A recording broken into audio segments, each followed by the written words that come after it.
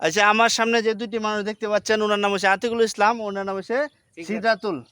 হ্যাঁ, আমি যে জিনিসটা দেখলাম আপনারা ধান রোপণ করেছেন, এটা কি ধানের জাতটা কি? এটা 50 150 ধানের জাত। হ্যাঁ, তো একটা জিনিস খেয়াল করলাম, আপনারা কেল করে কিন্তু মানে সোজা করে রোপণ করতেছেন না, না না না আড়াআড়ি ভাবে কিন্তু রোপণ আড়াআড়ি করতেছেন। আড়াআড়ি তো কেল করে রোপণ করে কিন্তু একটা সুবিধা আছে, এটা আপনারা জানেন। সুবিধা আছে সুবিধা আছে। আচ্ছা, এই আড়াআড়ি লাগাইতেছেন যে, হ্যাঁ এটা আপনার একটা ভালো দিক চিন্তা ভাবনা করে কিন্তু আপনারা রোপণ লাগাইছে করেছেন। হ্যাঁ হ্যাঁ। আপনার ওই কি চিন্তা ভাবনা কি আসতেছে মাথার মধ্যে যে আড়াআড়ি লাগাইতেছেন, কারণটা কি?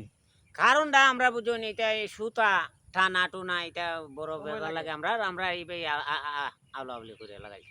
আচ্ছা, একটা হিসাবে আপনার 33% বা 1 বিঘা জমিনে যদি আপনার সোজাসুজিভাবে রোপণ করেন, তাহলে 40 থেকে 42,000 গুছি কিন্তু ওই জমিনে পড়ে। পরে আর যদি সোজাভাবে রোপণ করেন, তাহলে আপনার ক্ষেত দিয়ে চলাফেরা, সার বীজ দেওয়ার সুবিধা হয়। সুবিধা হয় তাছাড়া আপনার পোকামাকড় ইঁদুরের আক্রমণটা একটু কম হয়। কম হয় হ্যাঁ। আর তাছাড়া আপনার 10 কেল পর পর 1 কেল ফাঁকরা, এটাও কিন্তু আপনারা বলি হ্যাঁ হ্যাঁ হ্যাঁ যে এটাও কিন্তু রাখে নিয়ম। রাখে রাখে রাখে ওটা রাখলে আপনার আগাছা জন্মায় কম, পোকামাকড় কম হ্যাঁ ইয়া হয়, হ্যাঁ হ্যাঁ এটা কিন্তু সুবিধা আছে। সুবিধা হয় পরবর্তী এটা তো মনে হয় 5 কাঠা করছেন না? জি এটা পরবর্তীতে যদি রোপণ করেন, অবশ্যই আপনার কেলের মাধ্যমে মানে লাইন ধরে সোজা করে রোপণ করার চেষ্টা করবেন।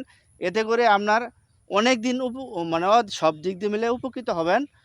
সবাইকে